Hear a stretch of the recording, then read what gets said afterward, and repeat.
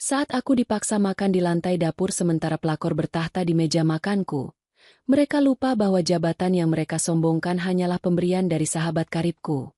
Hingga hanya butuh waktu seminggu untuk merobek topeng busuk mereka dan mengubah tawa angku itu menjadi sujud kehancuran tepat di bawah kakiku. Sebelum mulai ceritanya, komen dulu kalian dari kota atau negara mana. Aku pengen tahu. Jangan lupa like, subscribe, dan aktifkan lonceng, supaya channel ini makin berkembang. Aroma rendang yang gurih dan uap panas dari opor ayam memenuhi dapur, tetapi tidak sedikit pun menghangatkan hati Fitri.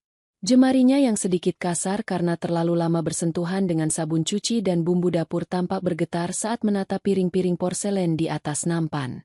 Hari ini adalah hari besar bagi Zaki, suaminya. Pria yang dulu menikahinya saat hanya memiliki satu sepeda motor tua itu, kini resmi menjabat sebagai manajer senior di perusahaan konstruksi ternama. Namun, alih-alih pelukan hangat atau ucapan terima kasih karena telah menemaninya berjuang dari nol, yang Fitri terima sejak pagi hanyalah instruksi dingin dan keluhan tentang kebersihan rumah. Fitri, pastikan piringnya tidak ada bekas sidik jari. Ini tamu-tamu kantorku yang datang, bukan teman-teman pengangguranmu di kampung. Suara Zaki menggelegar dari ruang tamu. Fitri menarik napas panjang, menelan rasa pahit yang menggumpal di tenggorokannya. Ia teringat bagaimana setahun lalu, ia merelakan seluruh tabungan dari hasil menjual kue keringnya untuk membeli jas pertama Zaki agar suaminya tampak meyakinkan saat presentasi. Sekarang, jas itu sudah berganti dengan merek desainer luar negeri yang harganya setara dengan biaya makan mereka selama 6 bulan dulu. Zaki yang sekarang berdiri di depan cermin, merapikan jam tangan mahalnya, adalah sosok yang asing bagi Fitri. Pintu depan terbuka, memunculkan sosok Bu Siska, ibu mertua Fitri, yang datang bersama Bu Lastri, tetangga sebelah rumah yang dikenal sebagai pusat gosip lingkungan. Bu Siska langsung masuk ke dapur tanpa menyapa Fitri. Tangannya segera memeriksa kebersihan meja makan dengan gerakan menghina. "Duh, Lastri, lihatlah." Meskipun suaminya sudah jadi pejabat, tetap saja bau dapur ini tidak bisa hilang. Memang sulit kalau asalnya dari orang biasa, tidak mengerti cara menjaga wibawa rumah seorang manajer. Sindir Bu Siska tanpa menoleh pada Fitri. Bu Lastri, yang memang selalu ingin tahu urusan orang lain, hanya tersenyum tipis sambil memperhatikan Fitri yang sedang mengelap keringat di dahi dengan ujung daster. Ya namanya juga istri, Bu Siska. Tugasnya memang melayani suami, sahut Bu Lastri, meski matanya memancarkan rasa kasihan yang justru semakin melukai harga diri Fitri. Tak lama kemudian, tamu-tamu undangan mulai berdatangan. Zaki menyambut mereka dengan tawa lebar dan jabat tangan yang mantap. Namun, setiap kali Fitri mencoba berdiri di sampingnya untuk menyalami tamu, Zaki dengan halus namun tegas menggeser posisinya, seolah-olah keberadaan Fitri adalah noda yang harus ditutupi. Puncaknya adalah ketika seorang wanita cantik dengan blazer biru tua yang sangat pas di tubuhnya masuk ke dalam rumah. Langkah kakinya yang anggun dengan sepatu hak tinggi menciptakan irama yang kontras dengan langkah seret Fitri yang kelelahan. Dia adalah Dian, rekan kerja Zaki. "Zaki, selamat ya, jabatan baru, tanggung jawab baru. Aku tahu kamu pasti bisa menangani proyek besar selanjutnya," ujar Dian sambil memberikan sebuah kotak kado kecil yang dibungkus sangat mewah. Zaki menyambut kado itu dengan binar mata yang tidak pernah Fitri lihat lagi selama berbulan-bulan. "Terima kasih, Dian. Kamu datang saja aku sudah senang. Tanpa bantuanmu di kantor, mungkin laporan-laporanku tidak akan secepat itu disetujui direksi." Bu Siska segera menghampiri mereka. Wajahnya berubah cerah seolah-olah Dian adalah menantu yang selama ini ia idamkan. "Oh, ini Nak Dian ya? Masya Allah, cantik sekali, pinter, mandiri, karirnya bagus." Zaki sering cerita kalau Nak Dian ini tangan kanannya di kantor. Fitri berdiri hanya beberapa langkah dari mereka, memegang nampan berisi gelas-gelas sirup. Tak satu pun dari mereka mengajaknya bicara. "Iya, Tante. Kami sering lembur bareng untuk kejar target jabatan Zaki kemarin," jawab Dian dengan nada bicara yang sopan namun penuh percaya diri. Bu Siska kemudian melirik ke arah Fitri dengan tatapan tajam. "Dengar itu, Zaki. Orang seperti Dian ini yang seharusnya ada di sisi kamu saat acara seperti ini. Bisa diajak bicara soal bisnis. Penampilannya berkelas. Bukan seperti istrimu itu. Disuruh dandan sedikit saja malah terlihat seperti badut pasar. Bisanya cuma masak dan mencuci. Benar-benar hanya ibu rumah tangga biasa yang tidak punya nilai tambah. Kata-kata itu menghunjam jantung Fitri. Hanya ibu rumah tangga biasa. Kalimat itu menghapus semua pengorbanannya saat ia bekerja serabutan demi mencukupi kekurangan gaji Zaki di masa lalu. Fitri menundukkan kepala, berusaha menahan air mata yang mulai mengaburkan pandangannya. Ia melihat Zaki, berharap suaminya akan membelanya. Namun, Zaki justru membuang muka dan menyesap minumannya seolah setuju dengan ucapan ibunya. Sudahlah, Ma. Fitri memang lebih cocok di belakang. Biar dia urus konsumsi saja di dapur. Ucap Zaki dingin, tanpa sedikit pun rasa bersalah. Fitri berbalik, berjalan perlahan menuju dapur dengan beban di pundaknya yang terasa 10 kali lipat lebih berat.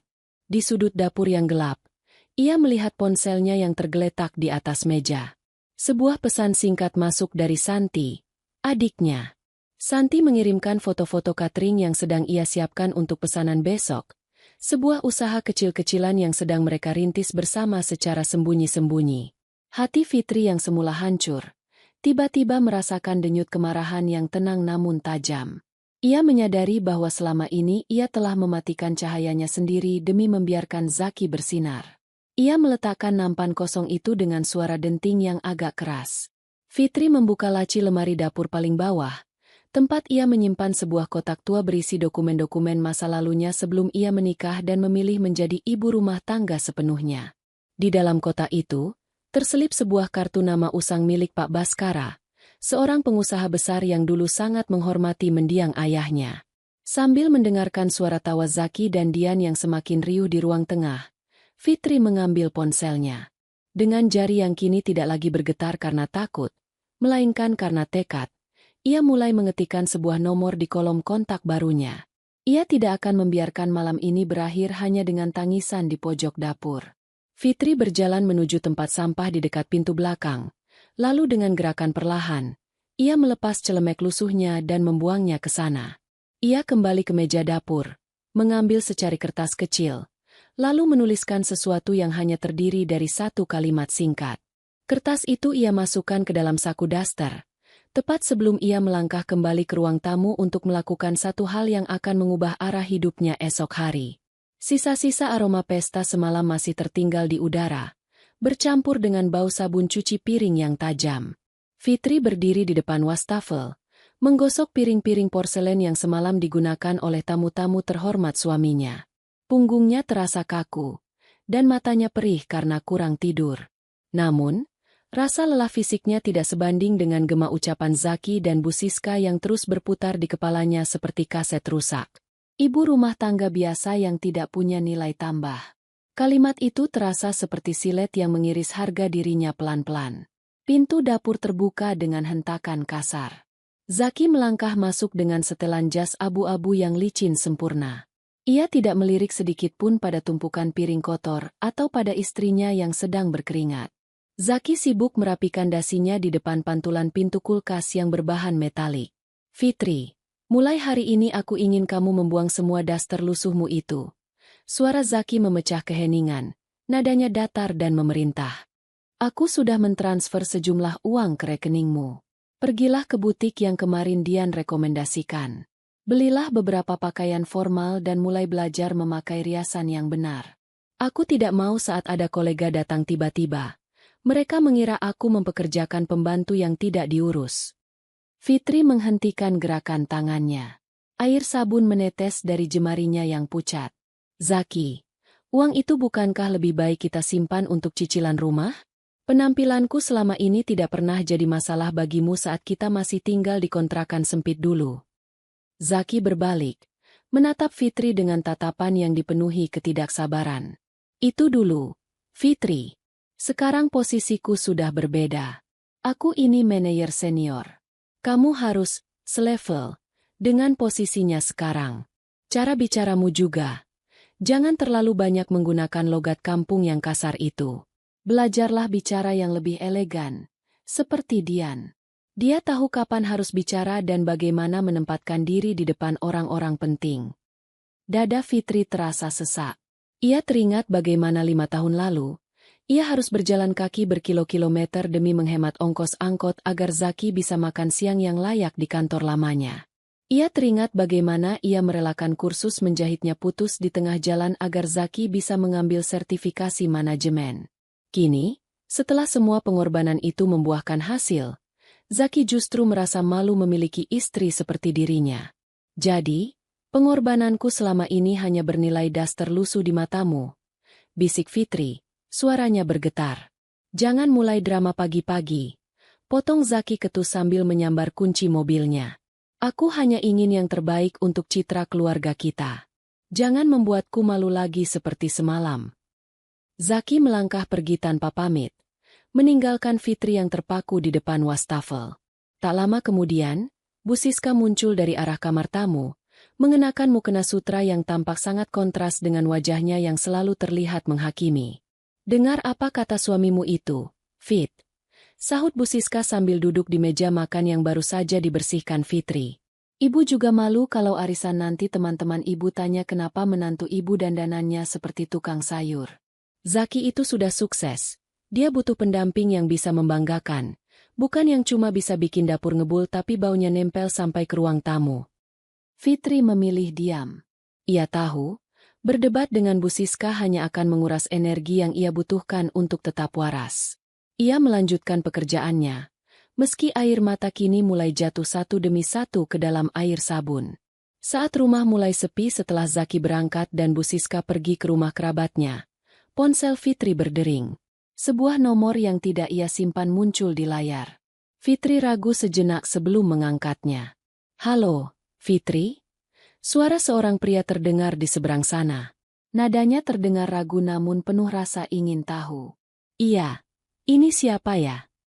Ini Riko, rekan kerja Zaki di kantor. Kita pernah bertemu di acara buka puasa bersama tahun lalu. Ingat? Fitri mencoba mengingat-ingat.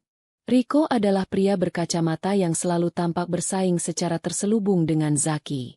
Ia tahu Riko adalah salah satu saingan terberat Zaki untuk mendapatkan posisi manajer senior kemarin. Oh, iya Mas Riko. Ada apa ya? Mas Zaki sudah berangkat ke kantor tadi. Sebenarnya, aku menelepon bukan untuk mencari Zaki. Suara Riko merendah, seolah-olah ia sedang berbisik di tempat yang ramai. Aku hanya ingin bertanya. Apa Zaki memberitahumu kalau minggu ini dia ada tugas luar kota setiap malam? Soalnya, aku sering melihat mobilnya masih terparkir di sebuah kafe di daerah Jakarta Selatan sampai jam 10 malam bersama Dian. Aku pikir mungkin ada urusan pekerjaan yang kamu ketahui. Jantung Fitri seolah berhenti berdetak. Setiap malam, Mas Zaki bilang dia selalu ada lembur rapat koordinasi di kantor pusat. Rapat koordinasi tidak pernah dilakukan di kafe remang-remang. Fitri. Riko tertawa hambar. Sebuah tawa yang terdengar seperti ejekan bagi Fitri. Sebagai teman, aku hanya merasa aneh melihat mereka begitu akrab belakangan ini. Bahkan beberapa kali mereka pulang satu mobil. Padahal Dian punya mobil sendiri. Ya sudah, kalau kamu tidak tahu, mungkin memang itu urusan rahasia perusahaan. Aku tutup dulu ya. Jangan bilang Zaki aku menelepon. Telepon terputus. Fitri menyandarkan punggungnya ke dinding dapur. Kecurigaan yang semalam hanya berupa percikan kecil, kini mulai membakar hatinya. Bayangan Dian yang cantik, pintar, dan selevel dengan Zaki terus berkelebat di benaknya. Ia merasa seperti orang bodoh yang selama ini dikurung di dalam rumah sementara suaminya membangun dunia baru dengan wanita lain di luar sana. Luka batinnya kini berganti menjadi api yang mulai menyala. Ia tidak lagi melihat daster lusuhnya sebagai simbol kemiskinan, melainkan sebagai bukti kesetiaannya yang dikhianati. Ia teringat kembali pada kartu nama Pak Baskara yang tadi pagi ia simpan di saku dasternya. Fitri berjalan menuju kamar tidurnya. Ia membuka lemari dan melihat tumpukan baju-baju lama yang sudah tidak muat. Saksi bisu masa-masa perjuangannya. Ia tidak pergi ke butik yang direkomendasikan Dian. Alih-alih melakukan itu, ia mengambil sebuah tas kecil, memasukkan beberapa lembar uang simpanan pribadinya yang ia kumpulkan dari sisa uang belanja selama berbulan-bulan, dan mengambil kunci motor tuanya. Fitri tidak akan menjadi Dian, seperti yang diinginkan Zaki. Ia menyadari satu hal, untuk menghadapi orang-orang yang menganggapnya rendah, ia tidak butuh baju baru, ia butuh kebenaran. Dengan tangan yang sedikit gemetar namun sorot mata yang tajam, Fitri mengunci pintu rumah dan memacu motornya menuju satu alamat yang ia dapatkan dari pencarian singkat di internet sebelum Riko menelepon tadi. Sebuah jasa penyewaan alat pemantau yang lokasinya cukup jauh dari lingkungan rumahnya. Ia harus tahu apa yang sebenarnya dilakukan suaminya di belakang punggungnya. Meskipun ia tahu kenyataan itu mungkin akan menghancurkan hatinya lebih dalam lagi. Benda kecil berbentuk kotak hitam mungil itu terasa dingin di balik saku daster Fitri. Sepanjang perjalanan pulang dari toko perlengkapan elektronik tersembunyi di pinggiran kota, jantungnya tidak berhenti berdegup kencang. Ia merasa seperti pencuri di hidupnya sendiri. Namun, rasa takut itu segera berganti menjadi desakan hampa saat ia melihat sebuah mobil sedan merah yang sangat ia kenali terparkir dengan angkuh di halaman rumahnya. Itu mobil Dian. Fitri menarik napas panjang sebelum membuka pintu depan. Suara tawa yang renyah segera menyambut pendengarannya. Di ruang tamu, Bu Siska sedang duduk di sofa empuk sambil memegang tangan Dian. Di atas meja, berserakan tumpukan berkas dan sebuah laptop yang menyala, memberikan kesan seolah-olah mereka sedang melakukan pekerjaan yang sangat penting. Nah, ini dia orangnya baru pulang. Suara Bu Siska terdengar sinis begitu melihat Fitri masuk. Tidak ada sapaan hangat, hanya tatapan menyelidik dari ujung rambut hingga ujung kaki. Habis dari mana saja kamu, Fitri? Rumah ditinggal dalam keadaan berantakan, sementara tamu penting sudah datang dari tadi. Dian segera berdiri dengan senyum yang tampak begitu tulus. Namun di mata Fitri, senyum itu terasa seperti ejekan.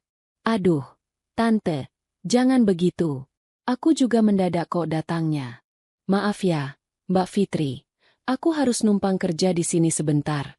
Ada proyek besar kantor yang harus aku selesaikan bareng Mas Zaki. Dan kata Tante Siska, rumah ini lebih tenang daripada kafe. Fitri hanya mengangguk kaku.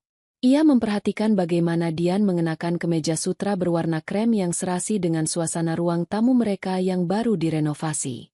Iya, tidak apa-apa, jawab Fitri singkat.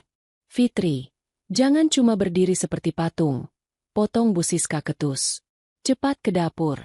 Buatkan jus jeruk segar untuk Dian. Pakai jeruk yang tadi pagi ibu beli. Jangan yang sudah layu di kulkas. Dian ini tamu istimewa. Dia sedang membantu karir suamimu agar semakin melesat. Fitri berjalan menuju dapur tanpa membantah.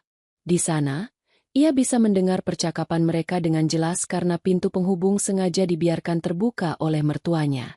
Tante tahu tidak, Mas Zaki itu kalau di kantor sangat disegani. Suara Dian terdengar manja. Dia tegas, tapi tetap perhatian sama bawahan. Makanya aku merasa nyaman kalau diskusi proyek sama dia. Tentu saja, Zaki itu memang anak kebanggaan Tante, sahut Bu Siska dengan nada bangga yang berlebihan. Sayangnya, di rumah dia tidak punya teman bicara yang selevel. Kamu tahu sendiri, istrinya cuma tahu urusan sumur dan dapur. Makanya Tante senang sekali kalau kamu sering-sering ke sini. Biar Zaki punya semangat kerja kalau ada teman yang pintar seperti kamu. Tangan Fitri gemetar saat memeras jeruk. Setiap tetesan air jeruk itu seolah mewakili setiap tetes harga dirinya yang luruh. Ia merasa seperti orang asing yang sedang menguping pembicaraan keluarga orang lain. Rumah ini, yang ia bangun dengan doa dan kerja keras menghemat setiap rupiah, kini terasa seperti medan perang di mana ia adalah pihak yang tidak diinginkan. Tak lama kemudian, suara mobil Zaki terdengar masuk ke garasi. Fitri melihat dari jendela dapur bagaimana Zaki turun dari mobil dengan wajah yang langsung cerah saat melihat sedan merah milik Dian. Zaki masuk ke rumah dengan langkah ringan, sesuatu yang tidak pernah ia tunjukkan saat menyapa Fitri belakangan ini. Loh, Dian? Sudah lama? Tanya Zaki dengan nada suara yang begitu lembut. Nada yang dulu hanya milik Fitri. Baru setengah jam, Mas. Tante Siska yang suruh aku tunggu di sini daripada di kantor sendirian. Jawab Dian sambil melirik ke arah Zaki. Zaki duduk di sebelah Dian. Jarak mereka begitu dekat hingga bahu mereka hampir bersentuhan. Bu Siska segera berpindah duduk ke kursi tunggal, memberikan ruang lebih bagi keduanya. Zaki, kamu mandi dulu atau langsung mau cek berkas ini sama Dian? Ibu sudah suruh Fitri buatkan minuman. Langsung saja. Ma, waktunya mepet. Jawab Zaki tanpa sekalipun memanggil Fitri atau mencari keberadaannya. Fitri keluar dari dapur membawa nampan berisi 3 gelas jus jeruk. Saat ia meletakkan gelas-gelas itu di meja, Zaki dan Dian sedang asyik menatap layar laptop yang sama. Rambut Dian yang panjang hampir mengenai lengan jas Zaki. Ini jusnya, ucap Fitri lirih. Zaki hanya berdehem tanpa menoleh. Ya, letakkan saja di sana. Habis ini kamu ke belakang saja. Fit, kami mau bahas data rahasia perusahaan. Takutnya kamu tidak mengerti dan malah mengganggu konsentrasi kami. Fitri menelan ludah. Rasa sesak di dadanya kini berubah menjadi sesuatu yang lebih dingin dan keras. Ia menatap mertuanya, yang hanya memberikan senyum kemenangan padanya. Di rumah ini, di depan matanya sendiri, sebuah rencana untuk menyingkirkannya sedang dijalankan dengan restu orang tua suaminya sendiri. Baiklah, jawab Fitri pelan. Ia berbalik dan berjalan menuju kamar tidur utama. Di dalam kamar, Fitri duduk di tepi ranjang. Ia menatap ke arah pintu yang tertutup. Di luar sana, suara tawa Zaki dan Dian terdengar lagi, diselingi suara Bu Siska yang sesekali memuji kecocokan mereka dalam bekerja. Fitri menyadari bahwa kesabarannya selama ini tidak membuahkan rasa hormat, melainkan justru dianggap sebagai kelemahan. Ia merogoh saku dasternya, mengeluarkan alat perekam suara mungil yang tadi ia beli. Ia tahu risikonya. Jika Zaki menemukannya, suaminya akan punya alasan kuat untuk menuduhnya tidak percaya pada suami dan mungkin akan mengusirnya saat itu juga. Namun, melihat kedekatan yang tidak wajar di ruang tamu tadi, Fitri sadar bahwa ia tidak bisa lagi hanya menjadi penonton dalam kehancuran rumah tangganya sendiri. Fitri berdiri, melangkah menuju ruang kerja pribadi Zaki yang berada tepat di samping ruang tamu. Ruangan itu biasanya terkunci, namun sore ini Zaki membiarkannya terbuka karena ia terburu-buru menyapa Dian. Dengan tangan yang sedikit berkeringat, Fitri masuk ke dalam ruangan yang remang-remang itu. Ia mencari tempat yang paling tidak mencurigakan. Matanya tertuju pada sebuah pajangan piala penghargaan, karyawan terbaik, milik Zaki yang diletakkan di rak buku tinggi. Dengan gerakan cepat namun hati-hati, Fitri menaruh alat perekam itu di balik alas piala tersebut, memastikan posisinya tersembunyi sempurna namun tetap bisa menangkap suara dari arah meja kerja dan pintu. Setelah memastikan alat itu menyala, Fitri segera keluar dan menutup pintu ruangan itu perlahan, tepat sebelum Bu Siska berteriak memanggilnya untuk menyiapkan makan malam bagi tamu spesial mereka. Gema detak jantung Fitri seolah masih tertinggal di ruangan kerja Zaki yang sunyi.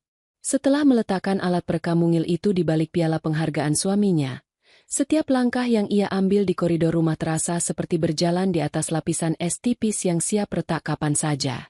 Namun, kecemasan itu segera tergilas oleh realitas baru yang lebih menyakitkan ketika ia kembali ke area utama rumah. Pagi itu, suasana rumah tidak lagi milik Fitri. Ruang tengah sudah dikuasai oleh tumpukan berkas milik Dian dan aroma kopi mahal yang sengaja dibawa wanita itu dari luar. Bu Siska berdiri di ambang pintu dapur dengan selembar kertas di tangannya, menanti Fitri dengan wajah yang tidak menyeratkan sedikitpun rasa simpati. Fitri, ini daftar menu untuk makan siang nanti, ujar Bu Siska sambil menyodorkan kertas itu dengan gerakan angkuh. Dian punya alergi terhadap MSG dan dia sangat menjaga asupan kalorinya. Dia hanya makan salmon panggang dengan saus lemon mentega, dan pastikan sayurannya hanya dikukus selama 3 menit. Tidak boleh lebih, karena dia tidak suka sayuran yang terlalu lembek. Fitri menerima kertas itu, jemarinya yang masih sedikit gemetar menyentuh daftar yang ditulis dengan tulisan tangan rapi, yang ia yakini adalah tulisan Dian. Ibu, aku harus ke pasar dulu kalau begitu. Bahan-bahan itu tidak ada di dapur kita. Ya memang harus ke pasar. Jangan manja. Potong Bu Siska ketus. Zaki sudah kasih kamu uang belanja lebih, kan? Gunakan itu. Ingat, presentasi mereka sore nanti sangat menentukan. Jangan sampai konsentrasi Dian terganggu hanya karena masakanmu yang biasanya terlalu berminyak dan kampungan itu. Fitri menelan semua bantahan yang sudah sampai di ujung lidahnya. Ia segera mengganti dasternya dengan pakaian yang sedikit lebih rapi, lalu memacu motor tuanya menuju pasar swalayan demi mencari potongan salmon terbaik. Sepanjang jalan, ia bertanya-tanya dalam hati, sejak kapan rumah tangganya berubah menjadi pengabdian untuk wanita lain? Sekembalinya dari pasar, Fitri langsung berkutat di dapur. Ia mencuci sayuran, memfilet ikan dengan hati-hati, dan meracik saus tanpa henti. Keringat mulai membasahi pelipisnya. Di tengah kesibukan yang melelahkan itu, pintu belakang dapur terbuka. Santi, adik kandung Fitri, masuk membawa sebuah kotak catering berisi kue-kue pesanan tetangga. Santi menghentikan langkahnya saat melihat kakaknya berdiri di depan kompor dengan wajah lelah dan baju yang terciprat minyak. Sementara dari ruang tengah terdengar suara tawa Zaki dan Dian yang sedang bercanda di sela-sela diskusi mereka. "Mbak Fitri, kamu sedang apa?" tanya Santi. Matanya membelalak melihat potongan salmon mewah di atas talenan. "Ini catering pesanan siapa? Kok baunya enak sekali?" Fitri menoleh, mencoba memaksakan senyum. "Bukan pesanan orang, San. Ini untuk makan siang Mas Zaki dan temannya." Santi meletakkan kotak kuenya, lalu berjalan menuju pintu penghubung ruang tengah. Ia mengintip sejenak dan melihat Dian yang sedang duduk santai sambil menunjukkan sesuatu di ponselnya kepada Zaki, sementara Bu Siska sibuk mengupas buah untuk wanita itu. "Teman? Itu si Dian, kan? Wanita yang tempo hari kamu ceritakan." Suara Santi meninggi karena geram. "Mbak, kamu gila ya? Kamu capek-capek di dapur, berkeringat, bau asap. Sementara wanita itu duduk manis dilayani mertuamu seperti ratu? Dan kamu masak untuk dia." "SSST, pelankan suaramu, Santi," bisik Fitri sambil menarik lengan adiknya agar menjauh dari pintu. "Mas Zaki sedang ada proyek penting. Dian itu rekan kerjanya. Ibu cuma ingin semuanya berjalan lancar." "Lancar matamu, Mbak." Santi melepaskan pegangan Fitri dengan kasar. "Aku ini pengusaha catering. Aku tahu bedanya melayani tamu dan diperbudak. Kamu ini istri sah, pemilik rumah ini.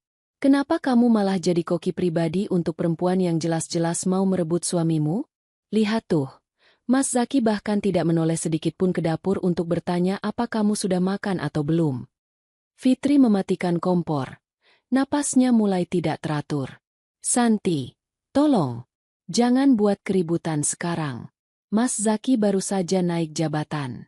Kalau ada keributan di rumah, reputasinya di depan rekan kerjanya bisa rusak. Aku hanya ingin menjaga martabat suamiku." "Martabat apa yang kamu jaga kalau dia sendiri tidak menjaga martabatmu sebagai istri?" Santi menunjuk ke arah ruang tengah dengan jari gemetar. "Aku tidak tahan, Mbak. Aku mau bicara sama Mas Zaki."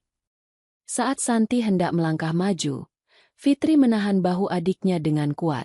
Sorot mata Fitri yang biasanya lembut kini tampak begitu memohon. Namun ada ketegasan yang menyakitkan di sana. "San, kalau kamu sayang sama aku, diam. Biarkan aku yang mengurus ini dengan caraku. Jangan rusak rencanaku." Santi terdiam melihat tatapan kakaknya. Ia bisa merasakan ada sesuatu yang berbeda dari Fitri, sesuatu yang lebih dari sekadar kesabaran seorang istri yang tertindas. Santi akhirnya mengembuskan napas panjang dan duduk di kursi dapur dengan wajah kesal. "Terserah kamu, Mbak. Tapi kalau sampai mereka berani melangkah lebih jauh, aku tidak akan tinggal diam." Makan siang pun tiba. Fitri menata makanan di atas meja makan dengan sangat rapi, mengikuti semua instruksi rumit dari Bu Siska. Saat ia menyajikan piring di depan Dian, wanita itu hanya memberikan anggukan kecil tanpa melihat wajah Fitri. "Wah, salmonnya pas sekali, Mbak Fitri. Terima kasih ya," ucap Dian singkat. Lalu kembali menatap Zaki. "Mas, coba deh, sausnya enak. Kamu harus makan banyak supaya kuat lembur nanti malam." Zaki menyuap makanan itu dengan lahap. "Iya, lumayan. Besok-besok buatkan lagi yang seperti ini ya, Fit. Dian suka. Dan ini jauh lebih sehat daripada masakanmu yang biasanya." Bu Siska tersenyum puas. Tentu saja. Nanti ibu yang awasi Fitri supaya dia tidak lalai. Fitri berdiri di sudut ruangan, memperhatikan mereka bertiga makan dengan lahap. Ia merasa seperti bayangan yang tidak terlihat di rumahnya sendiri. Santi, yang masih berada di dapur, hanya bisa menggigit bibir menahan amarah sambil mengemas kembali kotak kuenya. Setelah makan siang selesai dan mereka kembali ke ruang kerja, Fitri membereskan piring-piring kotor. Santi sudah pulang setelah memberikan pelukan singkat yang penuh simpati. Fitri mencuci piring dengan gerakan mekanis. Namun pikirannya melayang ke ruang kerja Zaki. Saat Bu Siska sedang asyik menonton televisi di ruang tengah dan Zaki serta Dian masih terkunci di ruang kerja, Fitri mengambil ponselnya. Ia berjalan menuju gudang kecil di belakang rumah, tempat yang paling tidak terjangkau oleh suara siapapun. Dengan tangan yang dingin, ia membuka aplikasi yang terhubung dengan alat perekam yang ia pasang kemarin. Alat itu memiliki fitur pemantauan langsung melalui jaringan nirkabel rumah yang baru saja ia pelajari caranya dari internet semalam. Fitri memasang earphone ke telinganya. Awalnya hanya terdengar suara gemerisik kertas, namun kemudian suara Zaki terdengar sangat jelas, namun dengan nada yang belum pernah Fitri dengar sebelumnya. Sebuah nada bicara yang penuh dengan rahasia dan pengkhianatan yang jauh lebih dalam dari sekadar urusan kantor. Fitri memejamkan mata, merekam setiap kata yang keluar dari alat itu ke dalam memori ponselnya, sebuah tindakan yang ia tahu akan menjadi titik balik yang tidak mungkin bisa ditarik kembali. Suara parau Zaki yang tertangkap di alat perekam semalam masih terngiang-ngiang di telinga Fitri seperti dengung lebah yang menyakitkan. Kata-kata, rahasia perusahaan, yang diucapkan suaminya ternyata hanyalah kedok untuk rencana pemindahan aset dan janji-janji manis pada Dian. Pagi ini, Fitri menatap Zaki yang sedang menyesap kopi di meja makan dengan perasaan yang jauh lebih waspada. Ia bukan lagi istri yang sekadar sedih. Ia adalah istri yang mulai mengumpulkan puing-puing kehancurannya untuk dijadikan senjata. Namun, dunia seolah belum puas menguji batas kesabaran Fitri. Menjelang sore, Bu Siska masuk ke area dapur dengan langkah yang disengaja agar terdengar berwibawa. Di belakangnya, Zaki mengekor sambil sibuk membetulkan kancing manset di pergelangan tangannya. Fitri, dengar baik-baik. Suara Bu Siska memecah kesunyian dapur. Malam ini Dian akan makan malam di sini lagi untuk merampungkan berkas kenaikan pangkat Zaki tahap kedua. Ibu dan Zaki sudah berdiskusi. Demi kenyamanan Dian dan menjaga wibawa Zaki sebagai manajer senior, kamu tidak diperbolehkan ikut makan di meja yang sama. Fitri yang tengah mencuci kangkung menghentikan gerakannya. Ia berbalik, menatap ibu mertuanya dengan mata yang memerah bukan karena asap, melainkan karena rasa perih yang menjalar ke ulu hati. Maksud ibu? Aku ini istri Zaki, Bu. Ini meja makanku juga. Masalahnya, Fitri, kamu itu selalu berbau asap dapur. Timpal Zaki tanpa sedikit pun menatap wajah istrinya.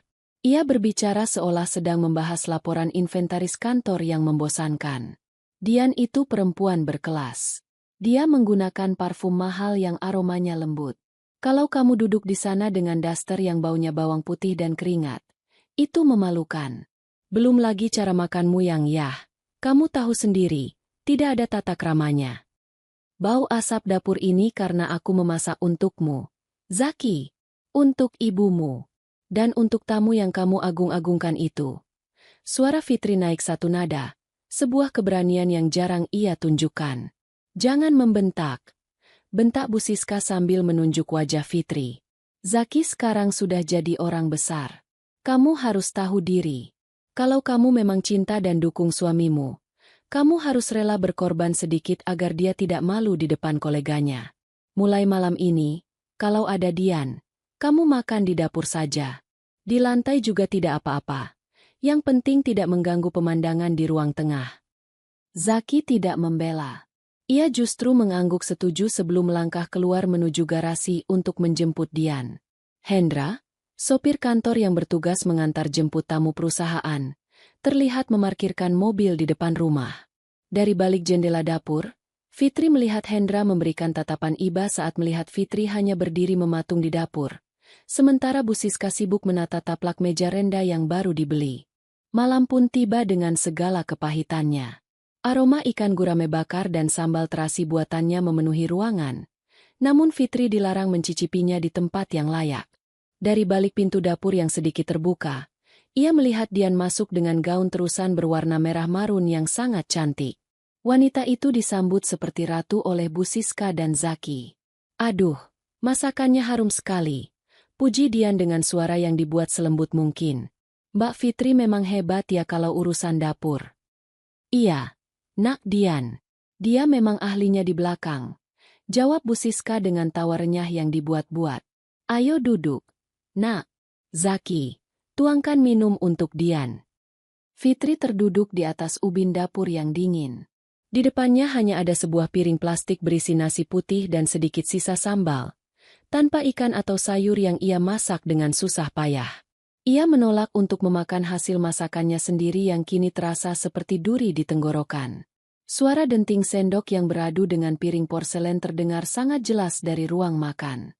Disusul oleh tawa Zaki yang terdengar begitu lepas. Jenis tawa yang sudah berbulan-bulan tidak pernah ia berikan untuk Fitri. "Mas Zaki tahu tidak?" Pak Baskara sempat tanya soal istri Mas Zaki kemarin. Suara Dian terdengar samar. "Lalu kamu jawab apa?" tanya Zaki penasaran. "Ya aku bilang, istrinya Mas Zaki sibuk mengurus rumah."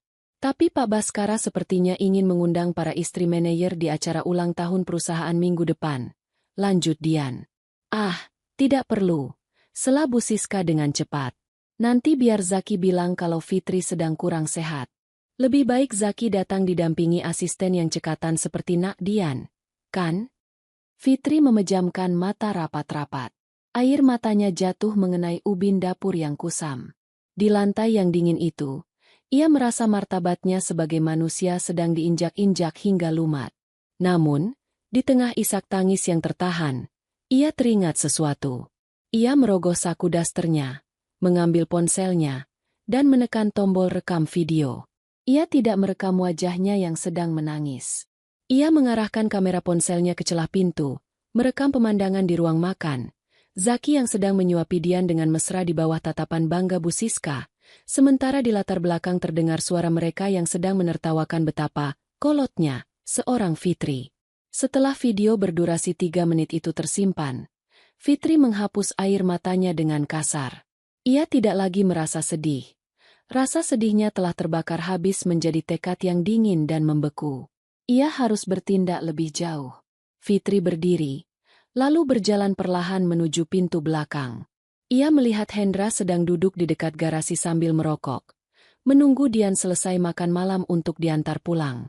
Fitri melangkah mendekat, membawa sebuah bungkusan kecil berisi nasi dan lauk yang diam-diam ia sisihkan tadi. "Pak Hendra," panggil Fitri lirih. Hendra tersentak dan segera mematikan rokoknya. Bu Fitri. "Ada apa, Bu?" "Tolong terima ini. Saya tahu Pak Hendra belum makan sejak sore," ucap Fitri sambil menyodorkan bungkusan itu. Saat tangan Hendra menerima makanan tersebut, Fitri menatap mata pria itu dengan tatapan yang sangat dalam. "Pak Hendra, saya butuh bantuan Bapak. Bukan sekarang, tapi nanti. Dan saya tahu, Bapak juga tidak suka melihat ketidakadilan di rumah ini, kan?" Hendra terdiam, melihat bungkusan makanan di tangannya, lalu beralih melihat ke arah ruang makan yang riuh dengan tawa pengkhianatan. Ia mengangguk pelan. Sebuah komitmen tanpa kata yang baru saja mereka sepakati. Fitri kembali ke dalam rumah, masuk ke kamar tidurnya, dan mulai mencari tahu nomor telepon pribadi sekretaris Pak Baskara melalui tumpukan kartu nama lama milik mendiang ayahnya yang ia simpan di dalam Alkitab tua di lemari. Ia tahu risikonya besar jika ia menghubungi orang luar. Namun ia tidak punya pilihan lain jika ingin harga dirinya kembali tegak. Hawa dingin dari ubin dapur semalam seolah masih merambat di tulang-tulang Fitri saat ia berdiri di depan mesin cuci yang menderu. Pikirannya tidak tenang. Percakapan rahasia yang ia dengar melalui alat perekam semalam terus berputar, menciptakan lubang hitam di dadanya yang menyedot habis sisa-sisa rasa cintanya pada Zaki. Namun, bukti suara saja belum cukup untuk meruntuhkan tembok kesombongan yang dibangun suaminya. Ia butuh sesuatu yang lebih nyata, sesuatu yang tidak bisa dibantah oleh lidah Zaki yang semakin pandai bersilat kata. Saat sedang memilah pakaian kotor Zaki, jemari Fitri menyentuh sesuatu yang keras dan kaku di saku dalam jas kerja suaminya yang berwarna arang. Ia merogohnya dan mengeluarkan secari kertas tipis yang terlipat rapi. Begitu lipatannya dibuka, jantung Fitri seolah berhenti berdetak. Itu adalah nota pembelian dari sebuah toko perhiasan ternama di pusat kota. 1 kalung emas putih dengan liontin berlian murni. Total, 25 juta rupiah. Angka itu menatap Fitri dengan tajam, seolah mengejeknya. 25 juta rupiah. Jumlah itu setara dengan 5 bulan uang belanja yang Zaki berikan dengan penuh keluhan setiap bulannya. Jumlah itu adalah tabungan yang dulu mereka impikan untuk merenovasi atap rumah orang tua Fitri yang bocor, yang hingga kini hanya menjadi janji manis Zaki yang menguap. Fitri meremas nota itu hingga lecek. Air matanya tidak jatuh. Matanya justru berkilat karena amarah yang mulai membeku menjadi dendam. Pagi itu, Dian kembali datang. Seolah rumah ini sudah menjadi kantor cabang kedua, wanita itu melangkah masuk dengan kepercayaan diri yang meluap. Namun, ada yang berbeda hari ini. Di leher jenjang Dian, melingkar sebuah kalung emas putih dengan liontin berlian yang berkilau tertimpa cahaya lampu ruang tamu. Bentuknya persis seperti deskripsi yang tertera di nota yang kini tersimpan rapat di saku daster Fitri. "Pagi, Mbak Fitri," sapa Dian dengan nada yang sangat ramah, namun matanya melirik ke arah dapur dengan tatapan merendahkan. "Mas Zaki sudah siap? Kami ada pertemuan dengan klien penting pagi ini." Fitri tidak menjawab sapaan itu. Ia hanya menatap leher Dian. Kilau berlian itu terasa seperti api yang membakar matanya. Di saat yang sama, Zaki turun dari tangga sambil merapikan jam tangannya. Tampak sangat serasi berdiri di samping Dian.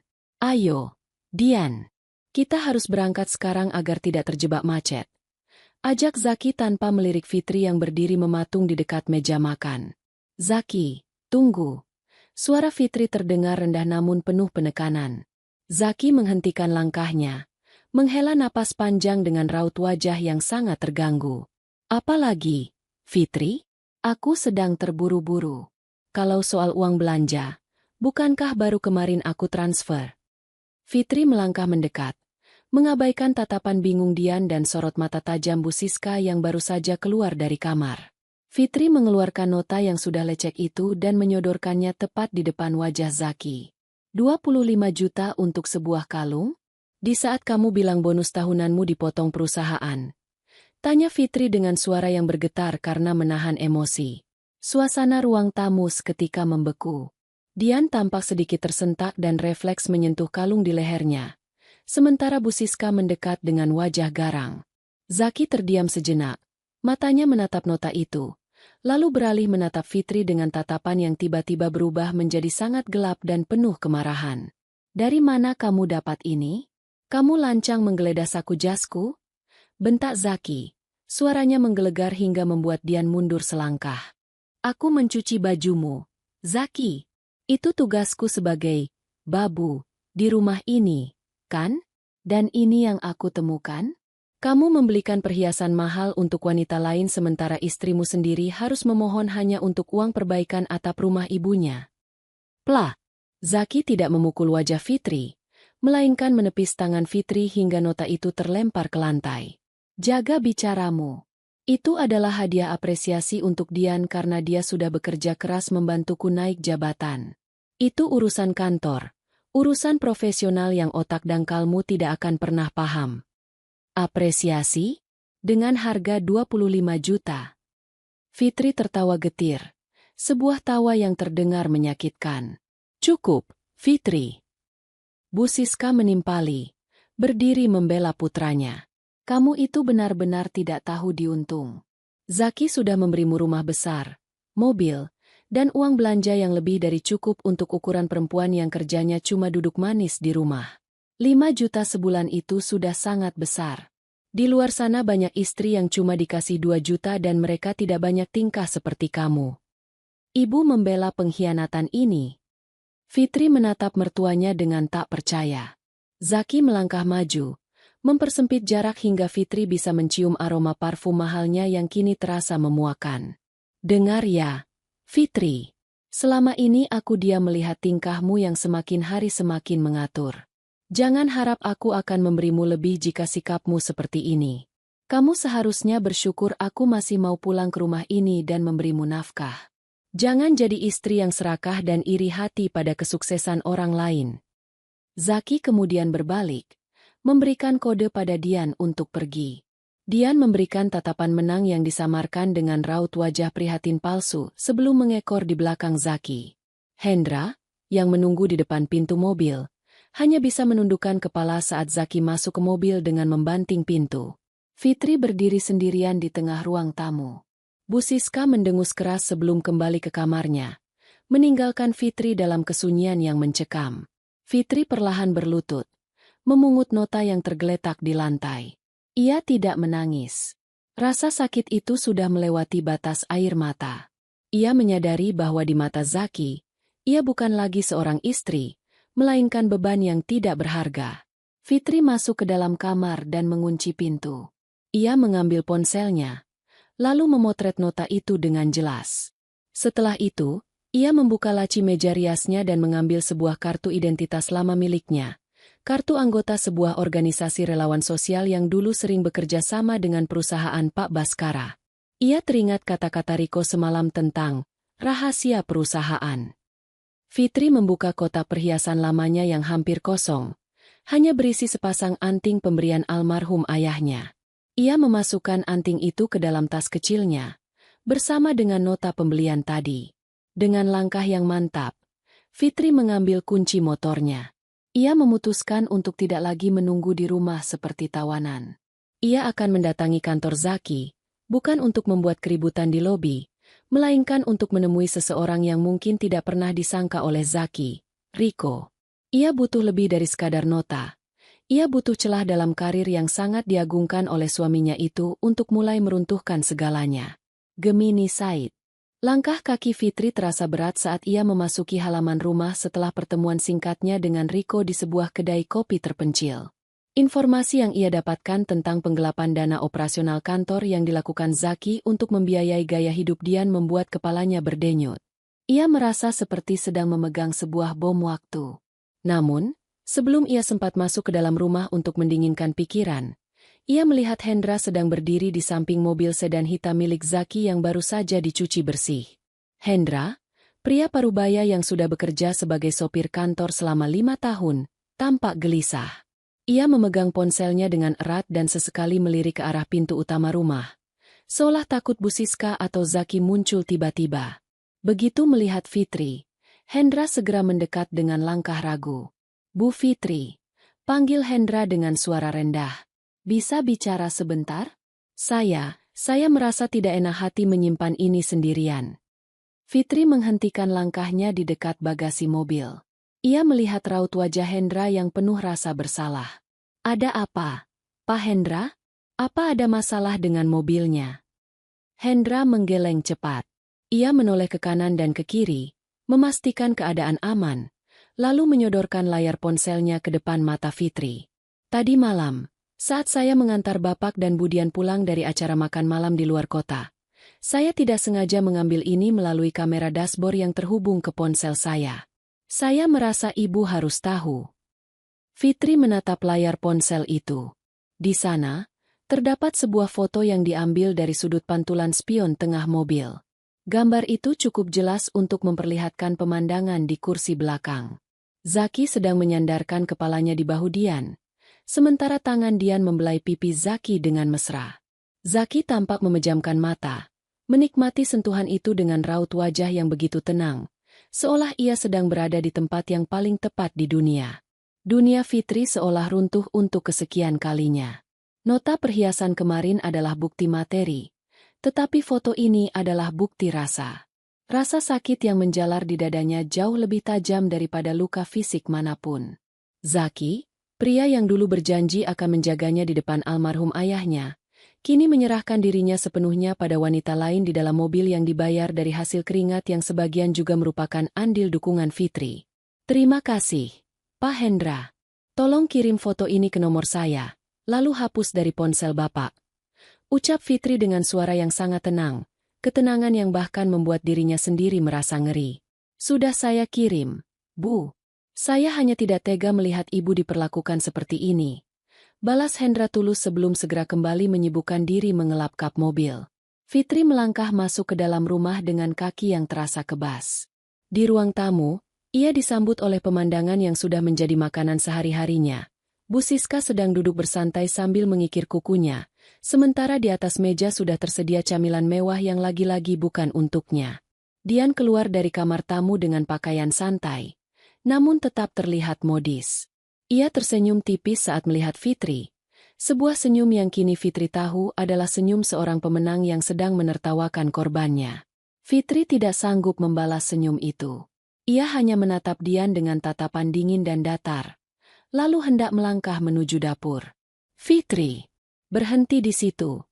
Suara melengking Bu Siska menghentikan langkahnya. Bu Siska berdiri dan berjalan menghampiri Fitri dengan wajah yang merah padam. Apa-apaan raut wajahmu itu? Kamu pikir kamu siapa? Berani-beraninya memasang wajah masam seperti itu di depan Dian. Aku hanya lelah, Bu, jawab Fitri singkat. Lelah? Lelah apa? Kamu itu cuma di rumah. Semua pekerjaan berat sudah ada mesin yang bantu. Atau kamu suruh-suruh Hendra? Bu Siska mendekat hingga jarak mereka hanya beberapa senti. Ibu perhatikan, sejak Dian sering ke sini, kamu selalu menunjukkan sikap tidak suka. Kamu harus sadar diri, Fitri. Dian ini tamu penting Zaki. Kalau bukan karena Dian yang membantu urusan kantor Zaki, suamimu tidak akan bisa membelikanmu rumah sebagus ini. Fitri mengepalkan tangannya di balik daster. Jadi menurut ibu, aku harus tersenyum saat wanita lain masuk rumahku dan bertingkah seolah dia adalah nyonya di sini. Jaga bicaramu. Bu Siska membentak, membuat Dian yang berdiri di belakangnya berpura-pura tampak terkejut dan sedih. Ibu sudah bicara dengan Zaki. Kalau kamu tidak bisa mengubah sikapmu, kalau kamu terus-terusan membuat suasana rumah ini jadi tidak enak dengan wajah kecutmu itu, ibu yang akan menyuruh Zaki menceraikan kamu. Zaki butuh istri yang mendukung karirnya, yang bisa membuat dia bahagia saat pulang ke rumah, bukan istri yang cuma bisa cemberut dan iri hati. Fitri menatap mata ibu mertuanya. Ancaman cerai itu bukan lagi sekadar gertakan. Ia tahu Bu Siska sedang mencari celah untuk melegalkan hubungan Zaki dan Dian agar status sosial keluarga mereka semakin naik. Di rumah ini, Fitri sudah dianggap sebagai barang rongsokan yang hanya tinggal menunggu waktu untuk dibuang. Apa Zaki tahu ibu bicara seperti ini? Tanya Fitri lirih. Zaki akan melakukan apapun yang ibu katakan karena dia tahu ibu hanya ingin yang terbaik untuk dia. Dan saat ini, yang terbaik untuk dia bukan kamu, sahut Bu Siska telak. Dian melangkah maju, menyentuh lengan Bu Siska dengan lembut. Sudahlah, Tante. Mungkin Mbak Fitri memang sedang tidak enak badan. Aku tidak apa-apa kok kalau Mbak Fitri tidak suka padaku. Sandiwara Dian membuat Fitri ingin muntah. Rasa terjepit itu semakin nyata. Jika ia melawan sekarang, ia akan diusir tanpa membawa apa-apa, dan Zaki akan menang dengan segala hartanya. Jika ia diam, ia akan mati perlahan karena tekanan batin. Fitri menarik napas dalam-dalam. Ia tidak menangis kali ini. Ia menatap Bu Siska, lalu mengalihkan pandangannya ke arah Dian. Maafkan aku, Bu. Aku akan mencoba lebih baik lagi. Aku akan siapkan makan malam yang istimewa untuk kalian. Bu Siska mendengus puas. Nah, begitu. Tahu diri sedikit itu penting. Fitri berjalan menuju dapur. Di sana, ia mengambil ponselnya yang baru saja menerima kiriman foto dari Hendra. Ia juga melihat rekaman suara dari alat yang ia pasang di ruang kerja Zaki, yang berisi diskusi mereka tentang rencana, pembersihan, uang proyek. Fitri menyadari bahwa ia tidak bisa lagi bermain sebagai istri yang sabar. Ia membuka daftar kontaknya dan mencari satu nama yang selama ini ia hindari karena rasa sungkan. Sekretaris pribadi Pak Baskara. Fitri tahu bahwa menghubungi orang kepercayaan pemilik perusahaan adalah tindakan yang sangat berisiko. Jika ia salah langkah, Zaki akan tahu dan ia akan habis saat itu juga. Namun, dengan tangan yang stabil, Fitri mengetikkan sebuah pesan singkat yang berisi permohonan untuk bisa bertemu Pak Baskara secara pribadi dengan alasan ingin menyerahkan titipan amanah dari almarhum ayahnya. Ia tahu Pak Baskara sangat menghormati ayahnya, Dan ini adalah satu-satunya pintu masuk yang tersisa sebelum Zaki benar-benar membuangnya ke jalanan. Pesan singkat yang dikirimkan Fitri kepada sekretaris Pak Baskara menggantung di benaknya seperti awan mendung yang siap menumpahkan badai. Setelah ancaman cerai dari Bu Siska semalam, ruang gerak Fitri di rumahnya sendiri terasa semakin menyempit, seolah dinding-dinding beton itu perlahan bergerak menghimpit napasnya. Ia terbangun sebelum fajar, bukan lagi karena kewajiban sebagai istri yang berbakti, melainkan karena naluri bertahan hidup yang mulai mengambil alih kesadarannya.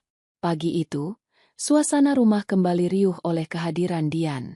Wanita itu seolah telah memindahkan sebagian besar isi lemari pakaiannya ke kamar tamu rumah Zaki.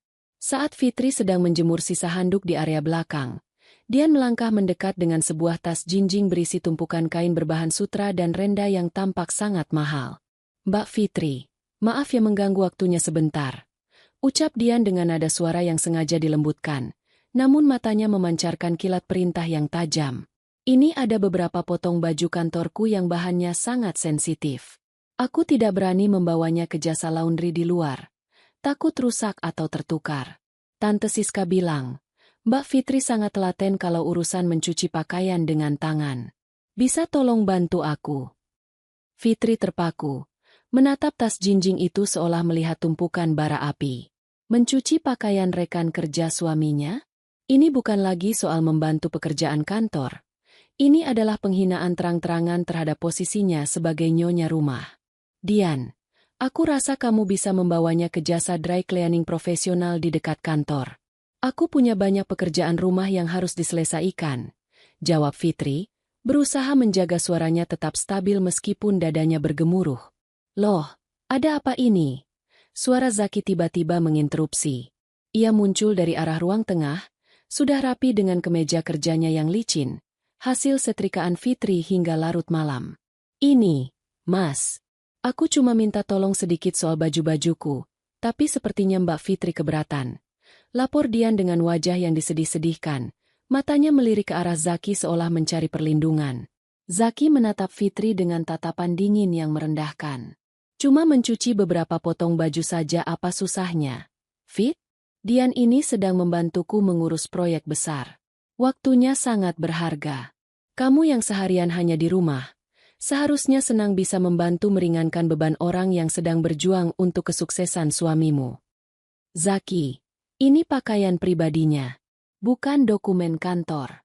Apa kamu tidak merasa ini sudah keterlaluan?" tanya Fitri dengan suara bergetar. Zaki melangkah mendekat. Suaranya merendah namun penuh ancaman. "Anggap saja ini bentuk baktimu padaku, Fitri. Kesuksesanku adalah kesuksesanmu juga. Kalau kamu bisa melayani Dian dengan baik, dia akan lebih fokus membantuku naik jabatan lagi. Jangan egois. Ingat apa yang dikatakan ibu semalam. Jangan sampai sikap keras kepalamu ini membuatku mengambil keputusan yang akan kamu sesali seumur hidup." Fitri menoleh ke arah ruang tengah, di mana Bu Siska sedang duduk sambil menyeruput tehnya, memperhatikan adegan itu dengan senyum kemenangan yang tipis. Tidak ada pembelaan. Tidak ada harga diri yang tersisa di mata suaminya. Dengan tangan gemetar, Fitri akhirnya menerima tas jinjing dari tangan Dian. "Nah, begitu dong. Terima kasih ya, Mbak Fitri. Nanti kalau sudah kering, tolong disetrika yang rapi ya. Jangan sampai ada lipatan," ucap Dian riang, lalu berbalik menyambar lengan Zaki untuk berangkat ke kantor. Setelah mobil mereka menjauh dari pagar rumah, Fitri melempar tas jinjing itu ke lantai dapur. Ia merasa kotor, bukan karena debu, tapi karena martabatnya yang baru saja diinjak-injak hingga lumat. Ia masuk ke kamar mandi, mengunci pintu, dan duduk di atas tutup kloset. Ia butuh pelarian. Ia butuh perlindungan. Dengan jari yang masih dingin, ia membuka ponselnya. Ada sebuah pesan masuk dari nomor yang ia kenali sebagai nomor pribadi Pak Baskara. "Fitri, saya baru saja menerima pesan dari sekretaris saya. Saya terkejut mendengar kamu ingin bertemu. Ayahmu adalah orang yang sangat saya hormati, dan saya tidak akan pernah lupa bagaimana beliau membantu saya di masa sulit dulu. Temui saya di kantor besok jam 10 pagi. Saya akan instruksikan keamanan agar kamu langsung dibawa ke ruangan saya tanpa perlu melewati prosedur umum." Air mata Fitri jatuh tanpa suara. Pak Baskara adalah sosok yang berbeda dari Zaki. Pak Baskara adalah pemilik perusahaan tempat Zaki bekerja. Seorang pria parubaya yang bijaksana dan memegang teguh nilai integritas. Di masa lalu, ayah Fitri adalah penasihat hukum pertama perusahaan Pak Baskara sebelum beliau wafat. Hubungan mereka bukan sekadar rekan bisnis, melainkan persaudaraan yang dalam. Fitri tahu, melangkah ke kantor Zaki untuk menemui Pak Baskara adalah langkah yang sangat berbahaya. Jika Zaki atau Dian melihatnya, mereka akan curiga dan mungkin akan melakukan hal yang lebih nekat. Namun, Fitri tidak punya pilihan. Ia butuh kepastian hukum. Ia butuh tahu bagaimana caranya menyelamatkan aset-aset yang sebenarnya adalah haknya dan bagaimana cara menjerat Zaki atas penggelapan dana yang ia temukan dari Riko. Fitri keluar dari kamar mandi, mencuci wajahnya, dan mulai mengerjakan pakaian Dian, bukan karena tunduk, melainkan karena ia butuh suasana rumah tetap tenang sampai ia berhasil menjalankan rencananya. Saat ia sedang menyikat kain sutra milik Dian, ia mendengar Bu Siska bicara di telepon di ruang tamu, membanggakan menantu, calon, barunya kepada teman-temannya. Fitri mengambil secari kertas kecil dari laci dapur. Ia menuliskan beberapa poin penting. Nomor rekening rahasia Zaki yang pernah ia intip, tanggal pembelian perhiasan untuk Dian, dan kontak Riko. Ia melipat kertas itu hingga sekecil mungkin. Sore harinya, saat Bu Siska sedang tidur siang, Fitri menyelinap keluar ke halaman belakang. Di sana, ia melihat Hendra yang sedang membersihkan kaca mobil. Fitri mendekat, lalu dengan gerakan yang sangat cepat namun tersembunyi, ia menyelipkan kertas lipat itu ke dalam kantong celana kerja Hendra yang tergantung di jemuran dekat area cuci. Ia tidak mengatakan apa-apa. Ia hanya memberikan tatapan mata yang penuh arti kepada Hendra saat pria itu menoleh. Hendra tampak tertegun, namun ia segera mengangguk pelan, memahami bahwa kertas itu adalah sesuatu yang tidak boleh jatuh ke tangan Zaki. Fitri kembali ke dapur. Hatinya berdegup kencang. Ia baru saja menitipkan senjatanya pada orang lain, sebuah langkah berisiko yang bisa menghancurkannya jika Hendra berkhianat. Namun ia tahu, di rumah yang penuh dengan musuh ini, ia harus mulai mempercayai mereka yang juga merasa tertindas. Pagi itu, langit di atas perumahan mewah tempat Fitri tinggal tampak abu-abu, seolah mencerminkan suasana hatinya yang kian meredup. Jemari Fitri terasa perih. Sisa-sisa deterjen keras yang ia gunakan untuk mencuci pakaian sutra Dian kemarin meninggalkan jejak kemerahan di sela-sela kukunya. Bau parfum Dian yang menyengat seolah-olah telah menyerap ke dalam pori-pori kulitnya. Sebuah pengingat fisik bahwa martabatnya sebagai nyonya rumah sedang dikikis habis. Fitri melangkah ke halaman depan untuk mengambil kiriman paket catering milik Santi yang sengaja dititipkan di sana. Namun, gerakannya terhenti saat telinganya menangkap suara bisik-bisik yang berasal dari balik pagar tanaman rumah sebelah. Di sana, Bu Lastri tengah berkumpul dengan dua orang ibu rumah tangga lainnya. Mata mereka tertuju lurus ke arah Fitri dengan binar yang penuh rasa ingin tahu yang jahat. "Itu loh, Jeng, yang saya bilang kemarin," bisik Bu Lastri. Suaranya sengaja dikeraskan agar bisa terbawa angin sampai ke telinga Fitri. Katanya itu pembantu barunya Zaki. "Kasihannya, kusam begitu dandanannya. Kemarin saya lihat sendiri dia lari-lari bawain tas wanita cantik yang sering datang ke sini. Siapa namanya itu? Dian ya?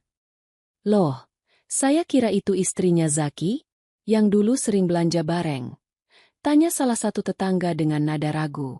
Bu Lastri tertawa renyah.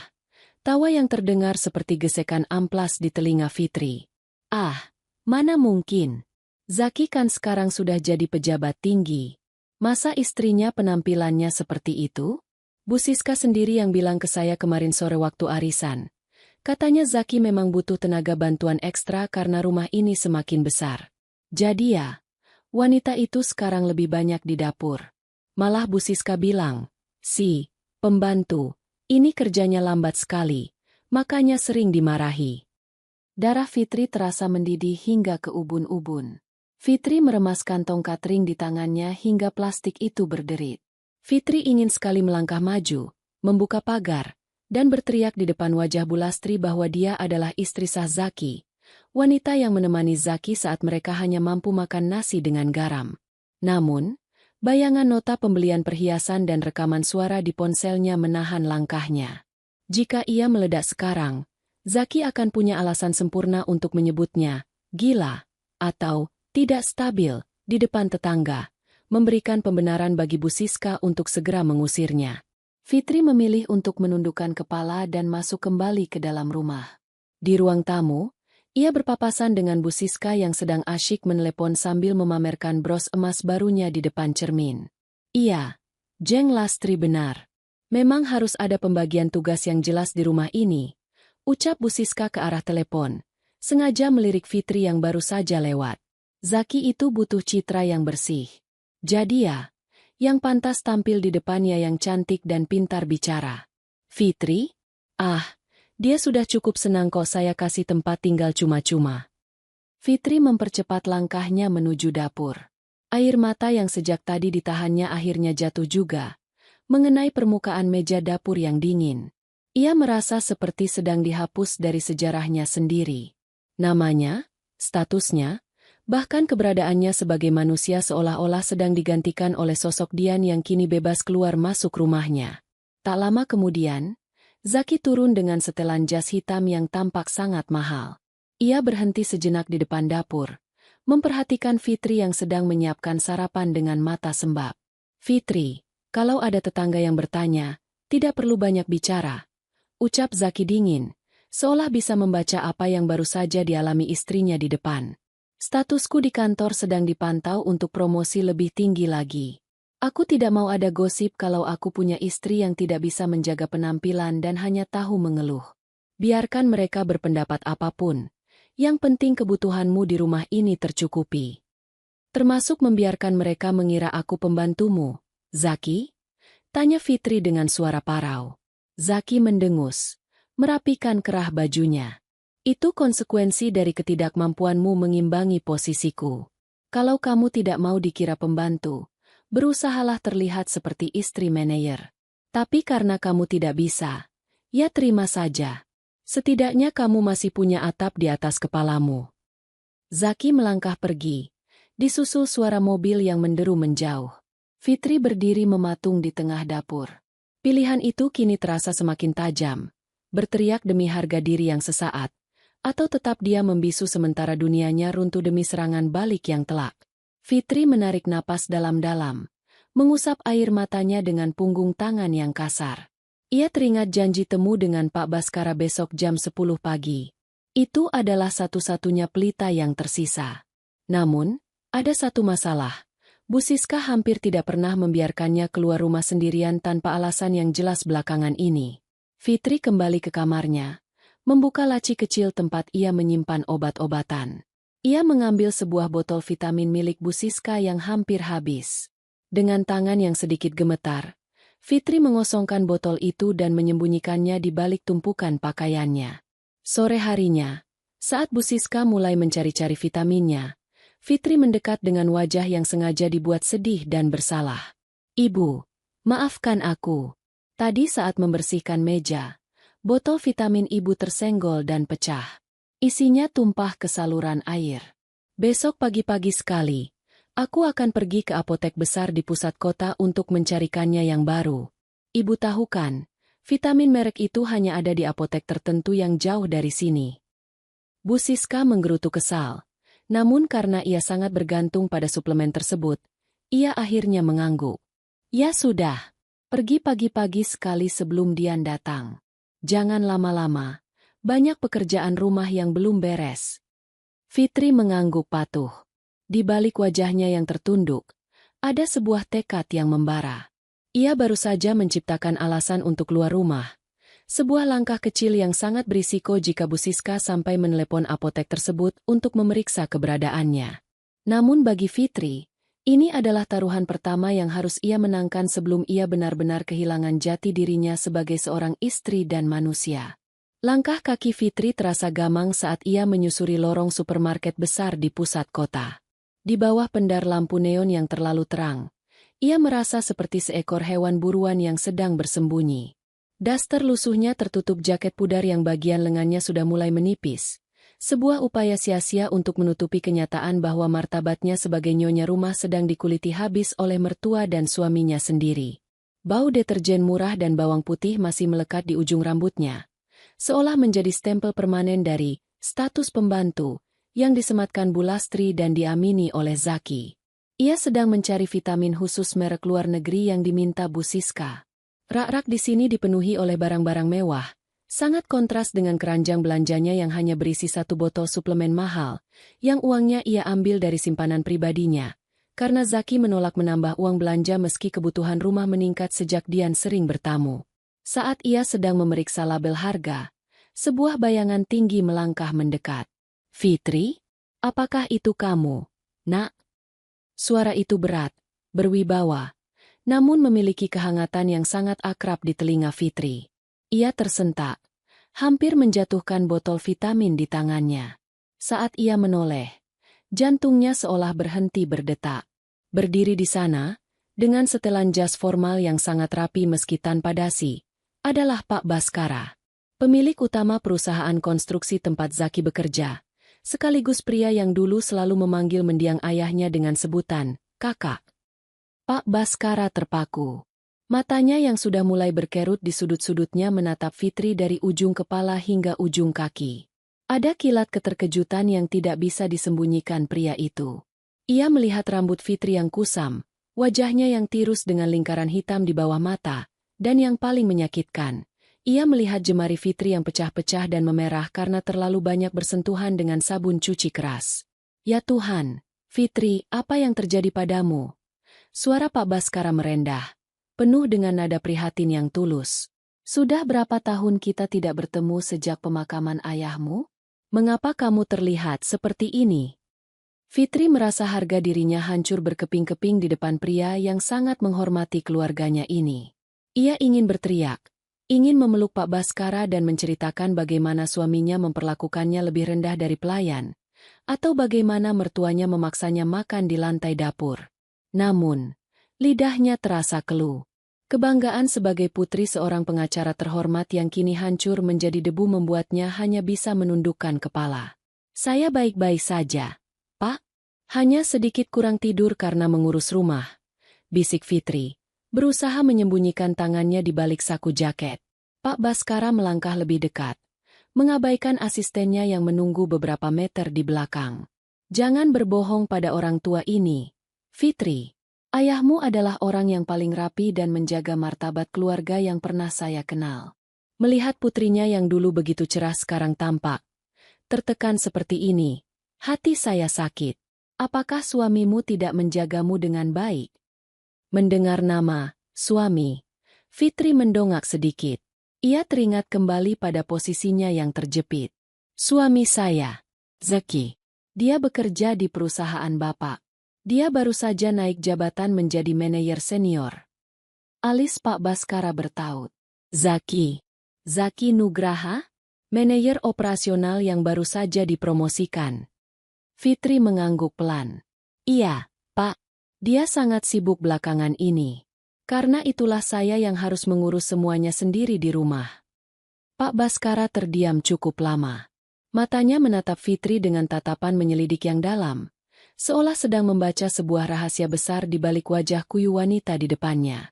Ia tahu Zaki adalah salah satu bintang muda di perusahaannya yang sering pamer kemewahan di kantor. Namun melihat kondisi istri Zaki yang seperti ini, ada sebuah ketimpangan yang sangat mencolok di mata sang pemilik perusahaan. "Zaki adalah karyawan yang ambisius," ucap Pak Baskara pelan. Nadanya kini mengandung kecurigaan yang tidak tertuju pada Fitri, melainkan pada Zaki. "Tapi saya tidak pernah tahu bahwa keberhasilannya dibangun di atas kondisi istrinya yang seperti ini. Fitri, jika ada sesuatu yang tidak benar, kamu tahu kamu bisa bicara pada saya, kan? Saya berhutang nyawa dan perusahaan ini pada integritas ayahmu." Fitri memaksakan sebuah senyum tipis yang tampak sangat menyakitkan. "Zaki bekerja sangat keras, Pak. Saya hanya berusaha mendukungnya dari belakang. Meski mungkin cara saya terlihat berantakan. Mohon jangan sampaikan pertemuan kita ini padanya. Dia sedang sangat stres dengan proyek barunya bersama Dian." Mendengar nama Dian, tatapan Pak Baskara sedikit berubah. Namun ia segera menguasai dirinya. Ia merogoh saku jasnya dan mengeluarkan sebuah kartu nama berwarna hitam dengan cetakan emas. Bukan kartu nama kantor, melainkan kartu nama pribadi dengan nomor telepon yang hanya diketahui keluarga dekatnya. Simpan ini. Jangan ditaruh di dompet jika kamu takut dia melihatnya. Sembunyikan. Bisik Pak Baskara sambil menyerahkan kartu itu. Saya ingin kamu datang ke acara ulang tahun perusahaan minggu depan. Zaki pasti akan datang. Saya ingin melihatmu di sana, bukan sebagai istri di belakang layar, tapi sebagai putri dari sahabat saya. Fitri menerima kartu itu dengan tangan gemetar. Ia tahu Zaki dan Bu Siska sudah merencanakan agar ia tetap di rumah dengan alasan sakit, sementara Dian yang akan mendampingi Zaki. Mengiyakan ajakan Pak Baskara berarti ia sedang menabur benih badai di dalam rumah tangganya. Saya tidak yakin bisa datang, Pak. Lirih Fitri. Datanglah, Fitri. Untuk harga diri ayahmu. Tegas Pak Baskara sebelum akhirnya berpamitan dengan raut wajah yang masih dipenuhi keprihatinan mendalam. Fitri berdiri mematung di lorong supermarket yang dingin itu. Kartu nama di tangannya terasa sangat berat. Ia tahu, jika ia menggunakan kartu ini untuk menghubungi Pak Baskara, ia akan membuka kotak Pandora yang bisa menghancurkan karir Zaki seketika. Namun, ia juga tahu bahwa ini adalah satu-satunya jalan agar ia tidak benar-benar lenyap ditelan kesombongan suaminya. Fitri tidak segera pulang. Ia berjalan menuju deretan loker penitipan barang di dekat pintu keluar. Dengan gerakan yang sangat hati-hati, ia melepas sebuah bros kecil berbentuk bunga melati, satu-satunya perhiasan peninggalan ibunya yang ia kenakan di balik jaket, dan menyematkannya pada kartu nama tersebut. Ia memasukkan keduanya ke dalam sebuah amplop kecil yang ia beli di kasir, lalu menitipkannya di bagian pusat informasi supermarket untuk diambil oleh seseorang besok pagi, setelah ia memberikan sebuah pesan rahasia yang ia rencanakan melalui ponsel Hendra. Fitri baru saja menciptakan jalur komunikasi formal yang tidak akan pernah bisa dilacak oleh Zaki melalui riwayat ponsel atau tas pribadinya. Pertemuan singkat namun bermakna dengan Pak Baskara di supermarket memberikan sedikit oksigen bagi paru-paru Fitri yang nyaris kolaps tertimbun sesak. Namun, saat ia melangkahkan kaki kembali melewati ambang pintu rumahnya, oksigen itu seolah tersedot habis oleh aroma parfum Dian yang kini mendominasi setiap sudut ruangan. Rumah yang dulunya penuh dengan doa dan harapan Fitri, kini terasa seperti penjara yang asing, di mana ia adalah narapidana tanpa vonis yang jelas. Pagi itu, suasana di meja makan terasa begitu jomplang. Zaki duduk dengan gagah, membolak-balik majalah bisnis mewah, sementara Bu Siska sibuk mencoba seuntai kalung mutiara yang baru saja diberikan Zaki. Di sisi lain, Dian sedang asyik menyesap kopi yang dibuatkan Fitri, matanya tak lepas dari ponsel yang menunjukkan katalog perumahan elit.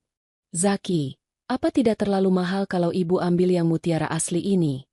Tanya Bu Siska dengan nada pura-pura khawatir, meski senyum kemenangannya tak bisa disembunyikan. Untuk ibu, apa yang tidak? Jabatan baruku ini kan juga berkat doa ibu.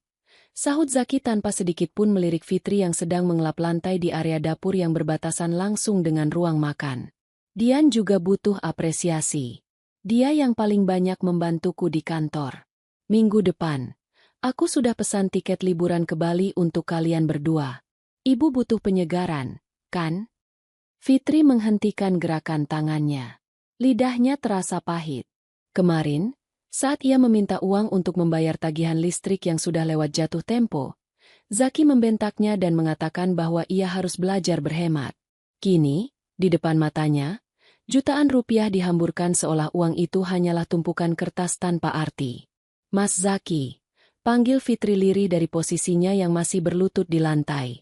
Uang belanja bulan ini sudah habis. Gas di dapur kosong, dan tagihan air belum dibayar. Bisa aku minta sedikit saja untuk keperluan itu? Zaki mengalihkan pandangannya dari majalah. Matanya menyipit penuh kebencian. Habis? Kamu apakan uang 5 juta yang aku kasih? Kamu itu kerjanya cuma di rumah. Tidak perlu bensin. Tidak perlu dandan. Harusnya uang itu sisa banyak. Jangan jadi istri yang rakus dan mau menguras hartaku hanya karena aku sekarang sukses. Tapi Mas, harga kebutuhan pokok naik, dan sejak ada tamu setiap hari, pengeluaran kita. Cukup. Zaki menggebrak meja, membuat cangkir kopi Dian berdenting. Kalau kamu tidak bisa mengelola uang, jangan minta lagi. Mulai sekarang, semua kebutuhan dapur akan diurus oleh ibu. Kamu cukup kerjakan apa yang diperintahkan. Jangan lagi berani menanyakan masalah finansial padaku.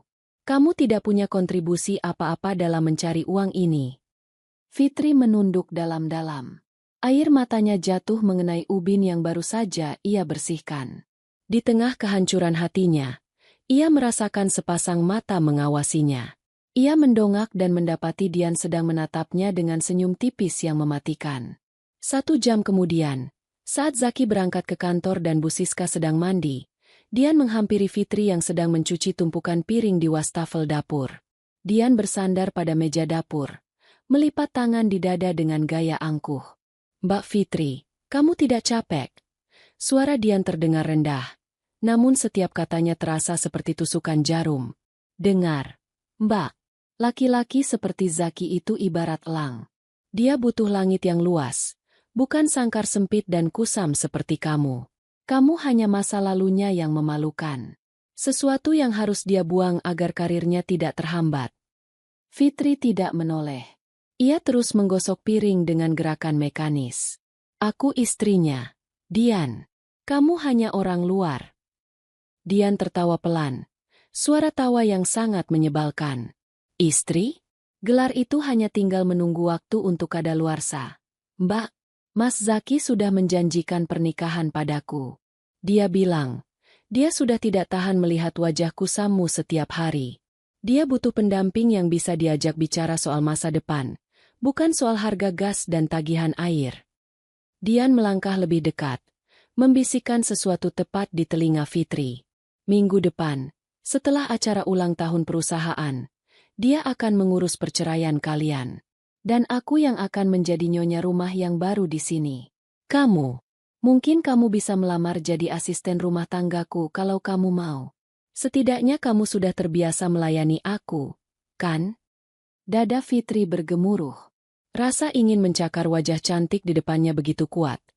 Namun ia teringat kartu nama di balik bajunya. Ia teringat janji Pak Baskara. Jika ia meledak sekarang, ia akan kehilangan segalanya sebelum pertempuran yang sesungguhnya dimulai. Fitri menarik napas panjang, menekan amarahnya hingga ke dasar batinnya yang paling dalam. Kita lihat saja nanti, Dian. Rencana manusia tidak selalu sama dengan kenyataan. Jawab Fitri dengan suara yang sangat tenang, ketenangan yang membuat Dian sedikit mengernyitkan dahi. Dian mendengus lalu melangkah pergi sambil mengibaskan rambutnya yang harum. Fitri berdiri mematung di depan wastafel. Pengabaian finansial Zaki dan pengakuan Dian barusan adalah kepingan puzzle terakhir yang ia butuhkan untuk meyakinkan dirinya sendiri bahwa tidak ada lagi yang perlu dipertahankan dari pernikahan ini. Zaki bukan lagi pria yang ia cintai. Zaki adalah parasit yang sedang menghisap sisa-sisa hidupnya. Fitri mengeringkan tangannya. Ia masuk ke kamar, memastikan Bu Siska masih di dalam kamar mandi. Ia membuka lemari pakaian Zaki, bukan untuk merapikan baju, melainkan untuk mencari sesuatu yang sangat spesifik. Ia tahu Zaki memiliki sebuah tablet pribadi yang jarang dibawa ke kantor dan selalu disimpan di balik tumpukan berkas lama di laci bawah lemari. Dengan tangan yang dingin, Fitri menemukan tablet itu. Ia tahu kata sandinya, tanggal pernikahan mereka. Sesuatu yang ironis karena Zaki terlalu malas untuk menggantinya. Di dalamnya, Fitri mulai menelusuri folder tersembunyi. Matanya membelalak saat menemukan serangkaian draft surat perjanjian di bawah tangan antara Zaki dan seseorang yang namanya sering disebut Riko. Perjanjian mengenai pembagian persentase dari proyek yang digelapkan. Fitri tidak menghapus apapun.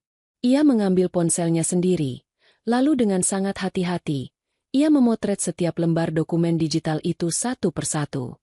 Ia tahu, mengakses perangkat pribadi Zaki adalah tindakan berisiko yang bisa membuat Zaki